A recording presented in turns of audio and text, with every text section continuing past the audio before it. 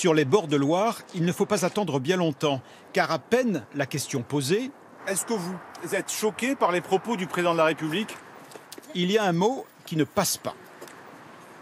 Le mot emmerdé, je pense qu'il n'a pas forcément sa place dans le discours, ça c'est sûr. C'est un mot qui est interdit chez vous, celui-là. Oui. Que ce soit les enfants ou les parents, oui. Alors, un président peut-il parler comme cela? À Orléans, en 2017, on a beaucoup voté pour Emmanuel Macron. 13 points de plus qu'au niveau national. Lui-même a célébré ici les fêtes de Jeanne d'Arc. Certains de ses électeurs ne comprennent pas cet écart de langage. Je pensais qu'il était plus lettré, plus... Voilà. Et puis je pense qu'il faut respecter les décisions de chacun. Le respect des choix individuels. De nombreux Orléanais mettent en avant l'argument.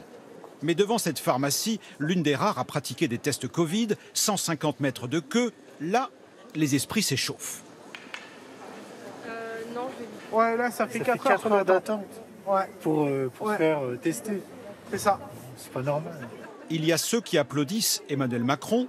Au bout d'un moment, il faut aussi faut appeler un chat. Si ça va pas, il faut le dire. Au moins, là-dessus, il est honnête, il le dit. Oui, parce qu'on ne peut pas être prisonnier du diktat d'une partie de la population. Et dans la foule, cet homme fustige le président. Si l'hôpital craque, c'est pas la faute des non-vaccinés. Donc je vois pas pourquoi il dit ça. S'il doit être c'est le président de tout le monde, il doit pas mettre à l'écart d'autres personnes. Est-ce que vous pensez que les propos comme ceux-là, disons, poussent les électeurs à réfléchir pour 2022? Moi, je suis quelqu'un d'habitude, j'allais pas voter. Mais là, je peux vous dire, je vais aller voter. Voilà. Mais vous êtes en colère? Oui, je suis en colère, oui. Ce promeneur, lui, a déjà fait son choix. Est-ce que vous êtes vacciné? Non, je ne suis pas vacciné. Pourquoi?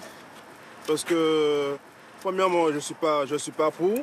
Et deuxièmement, je trouve que ça n'a pas de sens. Quand il dit qu'il va emmerder ceux qui ne sont pas vaccinés, il va emmerder des gens comme vous. Exactement. Ça va vous convaincre d'aller vous faire vacciner?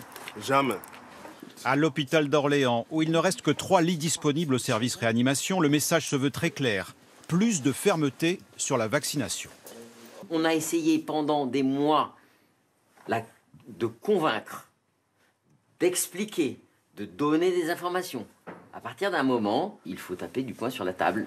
Le président va-t-il réussir à dissuader les non-vaccinés? Avec son choix des mots, le pari est lancé.